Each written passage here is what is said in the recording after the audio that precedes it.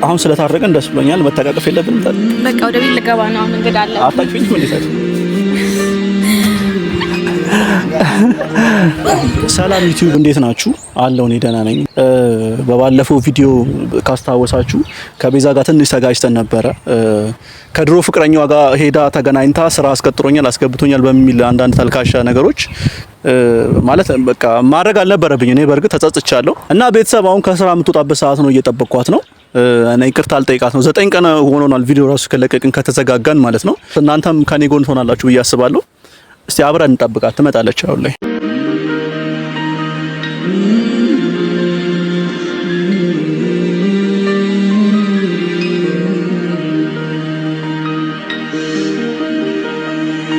ይኸው እስካሁን የደወልኩላት እየሞከርኩላት ነው። ስልኬ ብሎክ ነው፣ እያነሳችልኝ አይደለም። እንደውም መጣች።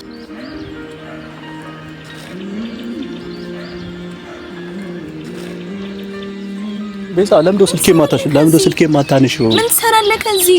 እቤት ድረስ መጣክ? ደግሞ አንቺ ፍለጋ ነው የመጣሁት። ብሌክ እዚህ ድረስ መጣ? አንቺ ፍለጋ ነው የመጣሁት። ለምን አትወኝም? ቆይ አንተ ሰው ይቅርታ መጠየቅ አይችልም እንዴ? ተወኝ በቃ። ለምን አትወኝም? እሺ እኔ አንዴ ጠላልኝ። እኔ ራሴን ህይወት እያኖርኩ። እሺ ጠላልኝ ነው። አንዴ እናውራ፣ ማውራሽ ነገር አለ። 5 ደቂቃ ብቻ ስጪኝ። 5 ደቂቃ ብቻ። እሺ 5 ደቂቃ አንዴ ጠላልኝ ነውና እናውራ ያለውን ነገር። ከዛ እዚህ ጋር ነው። እሺ አዳምጣለሁ፣ አውራ። አንደኛ ባለፈው በጣም ይቅርታ መጠየቅ ፈልጋለሁ፣ ባንቺም ስም በተመልካቾችም ስም ማለት ነው። በጣም ይቅርታ መጠየቅ ፈልጋለሁ አንደኛ ማለት ነው። ሁለተኛ ደግሞ ስልኬ ለምን ብሎ ካረግሽ? አንድ ሰው እኮ እኔና አንቺ ብዙ ነገር አብረን አሳልፈናል። ያ ማን ነው ናቲ ምናምን የምትይው ልጅ የኛ ጸብ ምክንያት ሊሆን አይገባም። ምን ያደርጋል? አንተ እኔን ካላመንከኝ መተማመን ከሌለ ምን ያደርጋል? ከእሱ ጋር ባጭር ቀሚስ ተቀጣጥረሽ እንዴት ነው ማምንሽ? አንቺ ሲጀምር አመኝ እስኪ አንዳንዴ በቃ አጥፍቻለሁ ልክ ነህ እኮ ግን በቃ መተማመን መሀላችን መፈጠር አለበት የሚለውን ነገር እንዴት እንደዛ ታስበኛለህ? አንተ አታምነኝም? እኔ ታውቂያለሽ እንደምወድሽ ታውቂያለሽ። ደግሜ የምነግርህ አታምነኝም ወይ? መተማመን ከሌለ ሰው እንዴት ነው ህይወት አብሮ የሚመሰርተው? እንዴትስ ትዳር አለ ቀጥሎ ብዙ ነገር አለ። እኔ ይኸውልሽ ታውቂኛለሽ፣ እኔ እስከዛሬ አብረን ስንቆይ እጅሽ ፊትሽ ላይ አይደለም እኔ እጄን አንስቼ አንቺ ላይ አላውቅም። እንደዚህ አይነት ነውረኛም ሰው አይደለም። እኔ ማንም ሰው ያቀኛል ለኔ በዚህ በሰለጠነ ጊዜ ደግሞ እንደዚህ የሚመታኝ ሰው አልፈልግም። ገባክ? በዚህ በሰለጠነ ጊዜ የሚመታኝ እጁን የሚያነሳ እኔ ላይ የሚሰነዝር አልፈልግም። በዲስከስ ነው ማምነው፣ በንግግር ማለት ነው። አስረዳው ካመንክ እሺ። እኔ አንድ ቀን ልንገርሽ፣ የልጁ የኛ ጸመን ሰው መሆን ይችላል። ልጁ አሁን እኛ ሊያቆራርጠን ይችላል። እኛ ስንት ነገር ነው ያሰብነው ያቀርነው ያወራነው አይደለ? ብዙ እቅድ አለ ላይፋችን ላይ አይደለ? ስለዚህ ልጁ የኛ ጸም ምክንያት መሆን ይችላል ወይ? መልሽልኝ እስቲ አንቺ ነው ይችላል? አይችልም። አስረዳው በቃ። ስለዚህ በቃ እንታረቅና ያለውን ነገር አብረን እንቀጥል። በቃ ስለ ልጁ እኮ አስረድቼ ካለ እኔ ለወንድሜም ነግሬዋለሁ። አጠገቡ እንዳትደርሺ ብሎኛል። አሁን ምን አስወራሽ? አሁን እዛ ጋር ሄደሽ ምን አስወራሽ? አንተ እኮ እኔን እኮ እያስፈራራከኝ ነው ያለከው። በዛ ምንድነው ማስፈራራሽ? እኔ ገበና አለ አይደል እንዴ? ቤተሰብ የኛ ሚስጥር የሚባል ነገር አለ እንዴ? ይሄ አንዳንዴ እኮ ማታወሪው ሰው አለ አይደል? አሳልፈሽ ማሰጪው ነገር አለ አይደል? አንተ ካሜራ ፊት ለፊት በጥፊ ከመታየኝ እኮ ህዝብ ፊት ለፊት በጥፊ ከመታየኝ ከዚህ በለጠ ታደርገኛለህ ማለት እኮ ነው። እንዴት ነው እናንተ? ቆይ ከይቅርታ በላይ ምን አለሽ? አሁን ለምሳሌ አንቺ ምን ይሄ ይቅርታ ጠየቋ፣ ከዚህ በላይ ምንድነው እሺ ማድረግ ያለብኝ?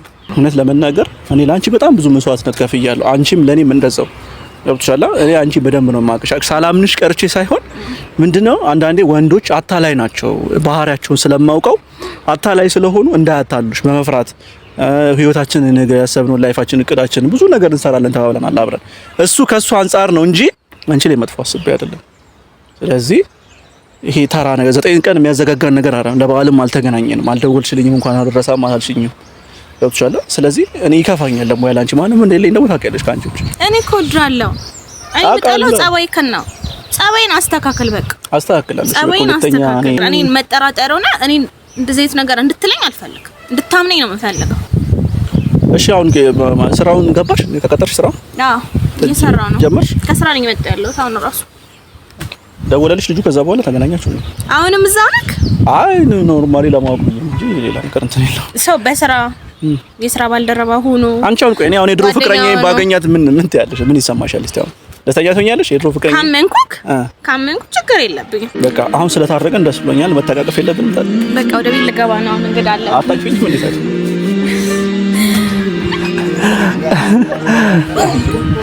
ምንድነው የሚያስጥቅሽ ለመተቃቀፍ? የምን እንግዳ ነው ደግሞ ቤት ያለው? አይ ፍሬንዶቼ ናቸው፣ ጓደኞች። እኔ ግን አብረን የሆነ ቦታ እንድንሄድ ፈልጌ ነበር። አይ በቃ አብረን ንግባ ውስጥ። ኧረ ሌላ ቀን ቤዛ ቆይ እስኪ አንዴ ዛሬ እኮ አብረን የሆነ ፕሮግራም አዘጋጅቼ ነበር ሰርፕራይዝ ላንቺ የሆነ ሰርፕራይዝ አዘጋጅቼ ነበር ቤት በኋላ እንገናኝ ወይ በኋላ ደውልልኝ በኋላ ላይ በቃሽ ግቢ በቃሽ ቤተሰብ በጣም ደስ ብሎኛል ዛሬ እኔ የምታረቅም አልመሰለኝም በቃ ያለው የመጨረሻውን ነገር ይቅር ባትለኝ እንኳን ይቅርታ አላት ነው የፈለኩትና እሷ ጋር ወደ ሳይ መጣሁት ቤዛ ግን እንደምታዩት መልካም ልጅ ይቅርታ ብላኛለች ስለዚህ ጋይስ ከኛ ቪዲዮ ብዙ የተማራችሁ ይመስለኛል ሴት ልጅ መመታት የለባትም ሴት ልጅ እናት ናቸው የሚለውን ነገር በዚህ አጋጣሚ ያያችሁ ይመስለኛል እና በሌላ ቪዲዮ በቀጣይ ከቤዛ ጋር በብዙ ስራዎች እንገናኛለን በቀጣይ ቪዲዮዎች እስክንገናኝ ድረስ እናንተ ደግሞ የኛ ቤተሰቡን ዩቲዩብ ቻናላችንን ሰብስክራይብ እያደረጋችሁ ቤተሰቡን ቤዛ